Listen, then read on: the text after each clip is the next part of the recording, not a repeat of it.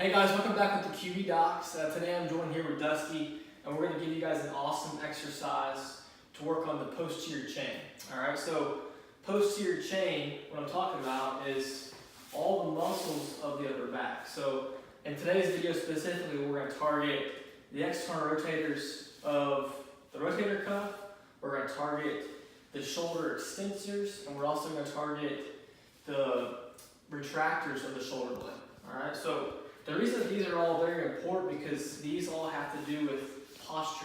Alright, so having good posture is super important because a lot of times, especially as football players, we get very anterior dominant. So we do a lot of bench press, we do a lot of bicep curls, do a lot of exercises where we're pressing, which gives us this forward shoulder posture.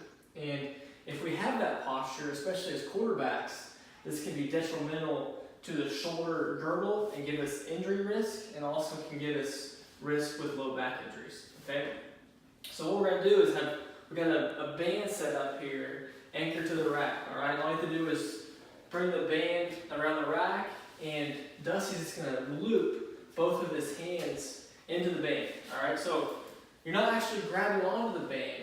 All right, the band will actually be on the back side of the wrist. So whenever you do this exercise, it'll be palm up whenever Dusty pulls the band back.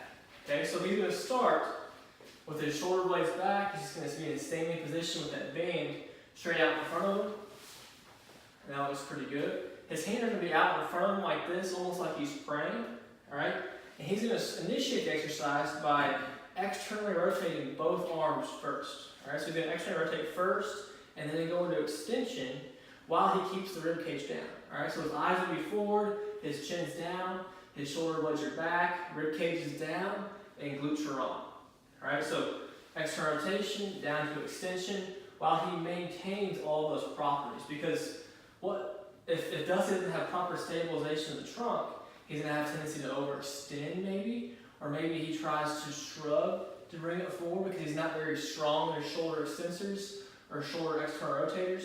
Alright, so this is a whole kinematic chain event. We're trying to affect the whole chain, the whole posterior chain here, and try to strengthen, but also in a very functional way.